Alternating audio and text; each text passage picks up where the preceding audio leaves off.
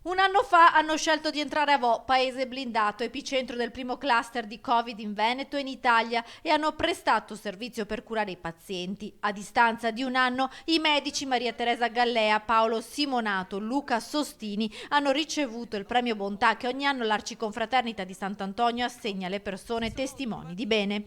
All'inizio dell'emergenza sanitaria, infatti, da Covid-19 nel febbraio 2020, siamo esattamente ad un anno da quel momento, con scelta volontaria hanno sostituito i medici di medicina generale dell'area rossa di Vo Euganeo, quarantenati per esposizione al coronavirus, garantendo il servizio di assistenza primaria. Questa è la motivazione del premio, letta con emozione dopo la messa solenne in Basilica, trasmessa in diretta domenica da Rete Veneta e sui nostri canali social. I 3 medici, già insigniti a giugno dal presidente Mattarella dell'onoreficenza di Cavalieri dell'Ordine al Merito della Repubblica Italiana, hanno raccontato l'insegnamento tratto da quei giorni vissuti in prima linea quando la pandemia era ancora sconosciuta.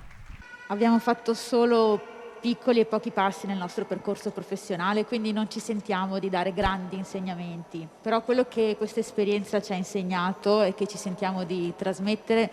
è che ci ha ricordato come noi ci prendiamo cura non solo di corpi ma di persone. E quindi quello che ci sentiamo di dire a chi sogna di fare il medico è che va bene approfondire, studiarsi e concentrarsi sull'anatomia, la fisiologia, le varie patologie, ma non dobbiamo dimenticarci di curare anche gli aspetti relazionali e comunicativi, soprattutto per coltivare quell'umanità che è fondamentale per prendersi cura di chi abbiamo davanti, anche se è dietro la mascherina.